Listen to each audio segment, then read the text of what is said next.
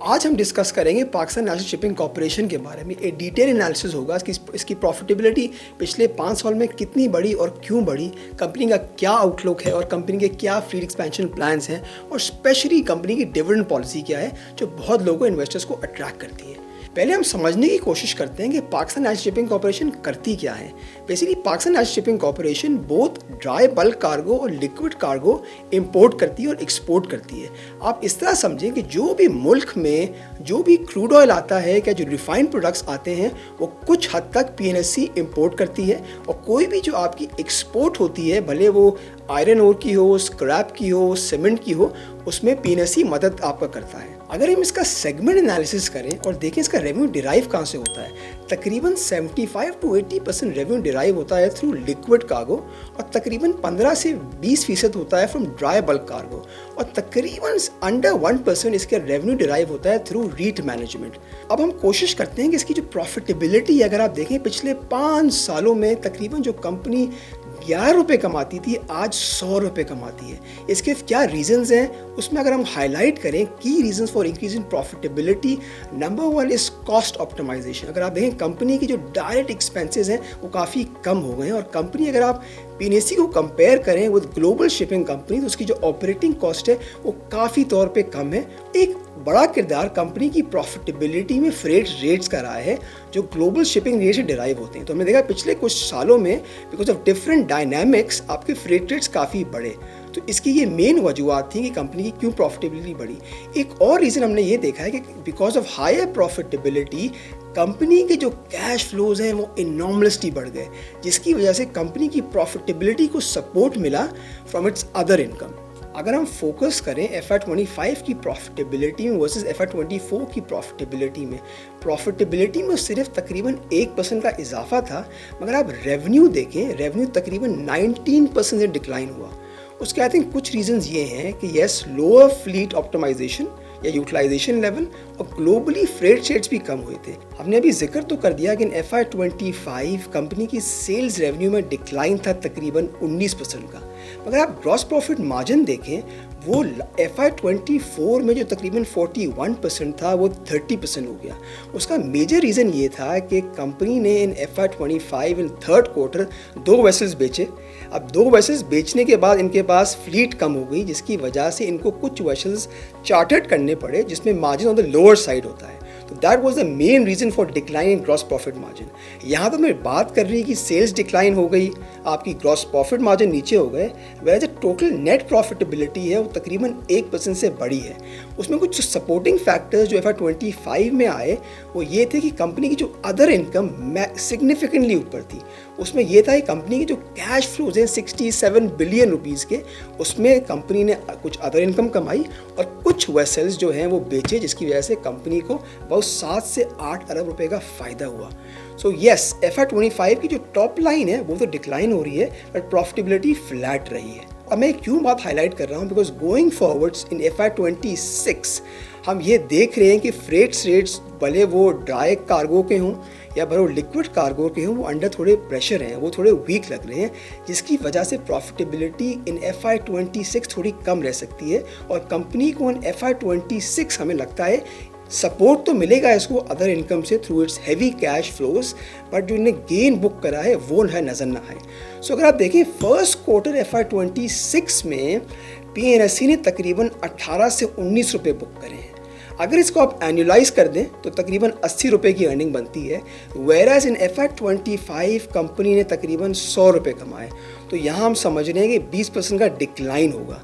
और going forward हम जाके बात करेंगे कि पीएनएससी की जो प्रॉफिटेबिलिटी है वो चैलेंजिंग क्यों रह सकती है in the medium term, but in the long run जो कंपनी के एक्सपेंशन प्लान्स हैं वो कंपनियों को इन द लॉन्ग रन फ़ायदा देगी, और इन द एंड वैल्यूएशन में भी इसमें इजाफा हो सकता है। Now let's focus on PNSC's dividend policy. अगर हम देखें पिछले कुछ सालों में पीएनएससी सिर्फ साल में एक दफ़ा डिविडेंड देती थी, but since FY23 and FY24 हमने देखा कि पीएनएससी ने साल में 2 दफ़ा डिविडेंड दिया जो इन्वेस्टर्स को पसंद आया। एंड स्पेशली इन FY26 के फर्स्ट क्वार्टर में कंपनी ने फर्स्ट टाइम एक इंटरिम डिविडेंड दिया। इससे ये लग रहा है कि अपनी जो कंपनी की जो डिविडेंड पॉलिसी है वो काफ़ी स्मूदन हो सकती है और कंपनी हर क्वार्टर डिविडेंड दे सकती है। अगर आप देखें पिछले 10 या 12 साल के एनालिसिस करें तो जो कंपनीज़ की डिविडेंड पे आउट पॉलिसी है वो तकरीबन 20 से 25% है। कहीं थोड़ा कहीं 30% भी रही हो, कहीं 33% भी रही। बट अगर आप देखें कंपनी ने फर्स्ट क्वार्टर FY26 में ₹5 का डिविडेंड दिया है। अगर हम एक्सपेक्ट करते हैं कि पूरे साल जो कंपनी की प्रॉफिटेबिलिटी है अगर ₹80 होती है, बेस्ड ऑन इट्स हिस्टोरिकल पे आउट रेशो, हमें लगता है कि PNSE will give a dividend of ₹20। अब हो सकता है कि कंपनी एवरी क्वार्टर डिविडेंड दे या क्वार्टर स्किप भी कर सकती है, बट ये अच्छी बात है कि कंपनी ने यानी कि मैनेजमेंट ने ये चीज़ हाईलाइट करी है कि डिविडेंड हम देंगे डिस्पाइट ऑफ गोइंग फॉरवर्ड जो उनके एक्सपेंशन प्लान्स हैं। अब हम सबसे इंपॉर्टेंट एंगल डिस्कस करते हैं रिगार्डिंग PNSE's एक्सपेंशन प्लान। अगर आप देखें PNSE के पास फ़िलहाल 10 वेसल्स हैं या 10 जहाज़ हैं, उसमें 5 जहाज़ जो हैं वो आपके लिक्विड कार्गो के हैं और तकरीबन 5 जहाज़ आपके ड्राई बल्क कार्गो के हैं। पर हमने देखा इन FY25 के थर्ड क्वार्टर में कंपनी ने अपने 2 वेसल्स बेचे। अब वो वेसल बेचने की जो मेन रीज़न था वो पुराने हो गए थे। तो जब भी वेसल्स आपके पुराने हो जाते हैं तो उनकी जो कॉस्ट ऑप्टिमाइजेशन है वो कम हो जाती है। इन सिंपल टर्म्स कंपनी की जो प्रॉफिटेबिलिटी है ऑन पर वेसल बेसिस वो काफ़ी कम हो जाती है।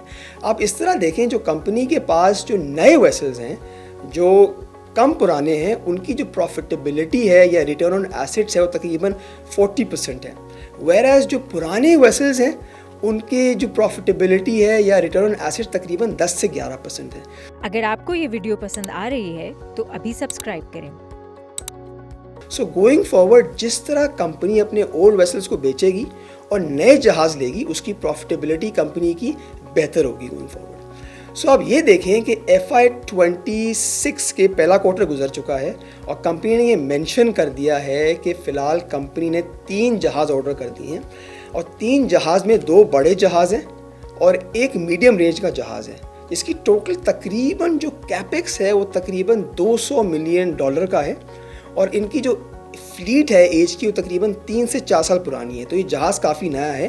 गोइंग फॉरवर्ड अगर ये जहाज़ आ जाता है तो हमारे इसमें उम्मीद है कि कंपनी की profitability in the near term तो बहुत चैलेंजिंग रह सकती है। वो चैलेंजिंग क्यों रहेगी? बिकॉज कंपनी को फाइनेंस करने के लिए अपनी इक्विटी इस्तेमाल करनी पड़ेगी और डेट रेज करना पड़ेगा और जो एग्जिस्टिंग कैश फ्लो है वो भी इस्तेमाल करना पड़ेगा। सो गोइंग फॉरवर्ड हम ये समझते हैं because of companies fleet expansion plan in the mid term PNSE की प्रॉफिटेबिलिटी थोड़ी सी हर्ट होगी, पर in the longer run company को बहुत फ़ायदा हो सकता है। सो आप इस तरह देखें कि इन FY26 PNSE तकरीबन 3 वेसल्स या 3 शिप्स को ऑन बोर्ड करेगी नए को और going forward depending on different reasons तकरीबन 12 वेसल्स को ऑन बोर्ड करेगी।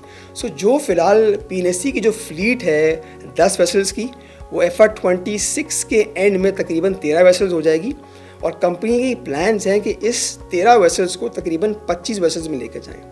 अब कुछ वजूहात हम क्यों कह रहे हैं कि अब 3 वेसल्स तो आ गई हैं, बट गोइंग फॉरवर्ड जो हम बात कर रहे हैं शायद कंपनी 10 वेसल नहीं लेके आए या 12 वेसल लेके आए, उस पर डिपेंड करेगा। बिकॉज कंपनी फ़िलहाल कुछ स्ट्रेटेजिक कोलैबोरेशन कर रही है विद सब चाइनीज़ ग्रुप कंपनीज़। अगर वो फाइनलाइज हो जाता है सो येस और बोर्ड्स और शिप्स ऑनलाइन आ जाएंगी और कंपनी की बातचीत चल रही है with Port Qasim Authority and Karachi Port Trust. अगर वो सब चीज़ें फाइनलाइज हो जाती है सो जो शिपिंग है कंपनी की वो जो शिपिंग वेसल्स हैं वो तकरीबन जो सिर्फ फ़िलहाल 10 हैं वो अगले साल 13 हो जाएंगे और उससे अगले साल हो सकता है 20 से 25 हो जाएँ। अब अगला सवाल ये होता है कि येस कंपनी के पास तो एक एग्जॉर्बिटेंट या कैश फ्लो पड़ा हुआ है, 70 अरब का पड़ा हुआ है। बस इसको वो किस तरह इस कैपेक्स को किस तरह इसको फंड करेगी? देखें हमें समझने की बात है कि जो वेसल पे एक एवरेज जो फ़िलहाल कंपनी कमा रही है रिटर्न ऑन एसेट वो तकरीबन 40% है। सो अगर आपकी फाइनेंसिंग कॉस्ट जो है वो तकरीबन काइबोर प्लस 2-3% भी हो जाए तो तकरीबन 15% बनती है। तो इट मेक सेंस कि company a mix of debt और इक्विटी ले और इसको फंड करे। ये ऑप्टिमली कंपनी के लिए फ़ायदा हो सकता है गोइंग फॉरवर्ड। सो येस अब कंपनी ने हमें इनिशियली तो बताया है कि जो भी फंड उसको रेस करेंगे for different vessels, of course her vessel की जो प्राइस है वो डिफ़र करेगी और डॉलर टर्म्स में भी होगी। सो गोइंग फॉरवर्ड ये फंडिंग कैसे होती है ये तो हमें आस्ते से जाके गोइंग फॉरवर्ड जाके पता चलेगा। इसमें एक और एंगल है कि हमें देखना है कि जो PNSE का रेवेन्यू है दैट इज़ डॉलर डिनोमिनेटेड और ये जो भी फंडिंग रेज़ करेंगे, भले लोकल करें या बाहर जाके रेज़ करें, वो डॉलर फंडिंग होगी। तो हो सकता है लोगों का सवाल होगा यहाँ से अगर रुपी डिप्रिसिएशन हो जाती है तो इनको हिट आएगी। हमें ये समझना है कि कंपनी की जो भी रेवेन्यूज़ हैं, जो भी एग्रीमेंट्स होते हैं सेल्स के, वो डॉलर लिंक्ड होते हैं। सो कंपनी को नेट बेसिस पे फ़ायदा ही हो सकता है। अब यहाँ तो मैंने बड़ी अच्छी बातें कर दी रिगार्डिंग द कंपनी क्या एक्सपेंशन प्लान है, मगर लोग सवाल करते हैं कि यार आप रिस्क के बारे में नहीं बताते, रिस्क टू वैल्यूएशन क्या है।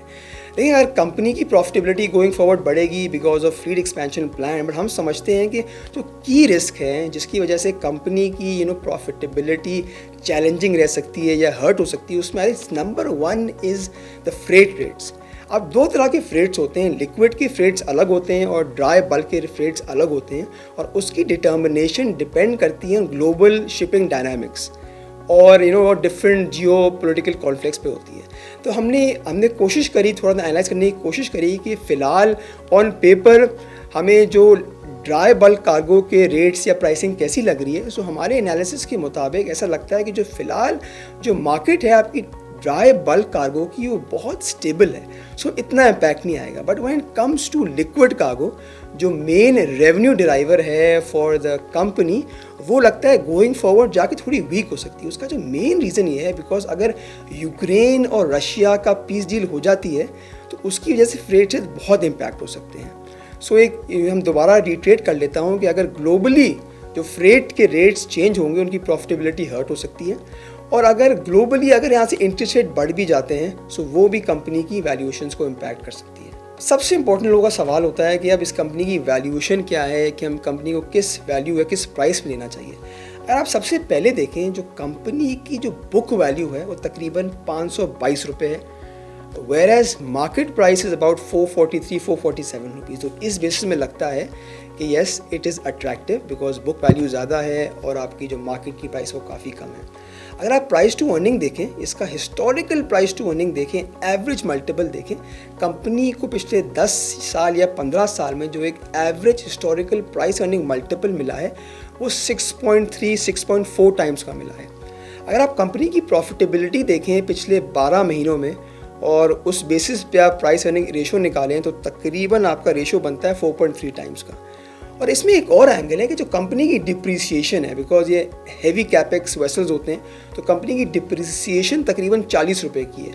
So if company made a profit of 103 rupees पर शेयर इन FY25 और उसमें आप डिप्रिसिएशन ऐड कर दें तो कैश अर्निंग कंपनी की काफ़ी ज़्यादा हो जाती है और उस बेसिस पे price earning ratio under 4 times हो जाता है। तो it makes it very attractive. अब एक और एंगल ये है, अगर आप मार्केट का प्राइस अर्निंग मल्टीपल देखें वो 8 टाइम्स हैं, बहुत सिक्लिकल्स हैं वो उससे ऊपर चल रहे हैं। So based on those analysis लगता है कि PNSE is very attractive. But इसमें सबसे इंपॉर्टेंट एक एंगल है कि yes company is going for full fledge expansion, जिसकी वजह से near term profitability will take a hit because इसकी जो फाइनेंशियल चार्जेस हैं वो बहुत सिग्निफिकेंटली बढ़ेंगे और जो आपकी कंपनी की कैश अर्निंग्स है वो कम होंगी। Yes and depending on different freight rates वो भी इम्पैक्ट हो सकते हैं। सो अगर आप इस तरह देखें, अगर FY25 में कंपनी ने 103 रुपये कमाए या 100 रुपये कमाए, based on first quarter results अगर कंपनी 80 रुपये कमाती है सो इट्स 20% डिक्लाइन। सो जैसे आपकी प्रॉफिटेबिलिटी चैलेंजिंग रह सकती है। सो मेरा एक व्यू है कि मेरा इन्वेस्टर्स को एडवाइस है कि आप PNSE को it's a slow moving asset और इतनी इसमें डेवलपमेंट्स हो रही हैं, तो हमें अगर इस एसेट को अगर आप लॉन्ग टर्म रखेंगे तो आप उसमें फ़ायदा होगा। बिकॉज मैं क्यों ये कह रहा हूँ, because in the near term company can face challenging situation not because of freight rates but because of financing and higher financial charges. So yes, investors अगर आप देखें इस स्टॉक को रखें और थोड़ा सा इसको medium to long term view बनाएं।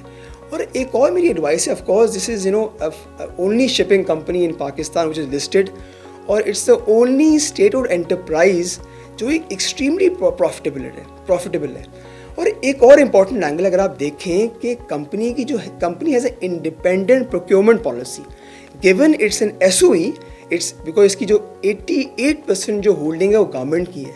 मगर कंपनी सबसे इम्पॉर्टेंट जो है कि जो भी शिप्स को प्रोक्योर करेगी इन द फ्यूचर वो कंपनी फैसला ले सकती है। तो इसकी वजह से जो कंपनी की वेसल्स, नए वेसल्स हैं, वो जल्दी आ सकते हैं। हमने एक डिटेल डिस्कशन तो कर ली है कि वाई PNSE की प्रॉफिटेबिलिटी कैसे रहेगी, डिविडेंड पॉलिसी क्या रहेगी, बट गोइंग फॉरवर्ड मेरी एडवाइस है कि आपके पोर्टफोलियो में एक सर्टन एलोकेशन स्टॉक क्यों नहीं चाहिए। मैं क्यों कह रहा हूँ, because of its strong balance sheet and strategic importance and specially its expansion plans, जिसमें मैं आप दोबारा रिट्रेट कर रहा हूँ कि in the mid term challenging times रहेंगे, but in the long term company को बहुत फ़ायदा होगा। But before investing in this stock, I will again say कि do your own research and then make your own view.